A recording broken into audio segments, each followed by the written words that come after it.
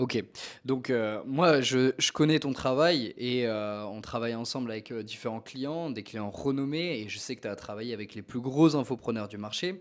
Aujourd'hui, tu dirais que, la partie de recherche est composée de 80 de ton travail à l'heure actuelle et derrière c'est 20 d'écriture parce que je sais que tu vas traiter, les 3 grands pôles marketing d'une entreprise. Donc c'est l'acquisition, la conversion et la rétention. Est-ce que tu peux nous en parler un peu plus?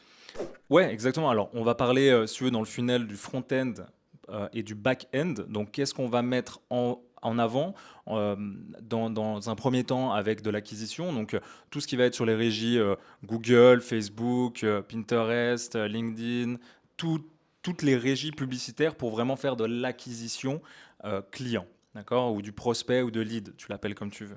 Ensuite de ça, on Donc va ça, c'est les de la intégrer. rédaction, désolé de te couper, mais ça, c'est de la rédaction de publicité avec un message marketing fort Exactement. sur OK. Sur, par exemple, un funnel ou une opt-in, dans l'idée, ça va être de les mettre dans notre pipeline, donc dans notre ISP, Email Service Provider, pour justement communiquer avec eux sur du long terme. Ok. Parce qu'on peut avoir une conversion après avoir une petite offre, par exemple en low ticket sur du front-end, mais on va dire que le profit pur se fera toujours sur le back-end. Donc avec les emails, avec peut-être des setters, peut-être des closers, donc justement, une team qui est derrière va prendre ces clients-là en charge. Et même quand on parle de rétention, donc on a la partie conversion comme je te l'ai expliqué, la rétention, ça va être même d'avoir pas forcément de nouveaux clients, parce qu'on sait un nouveau client coûte 7 fois plus cher à une entreprise que de retenir justement ces clients déjà existants.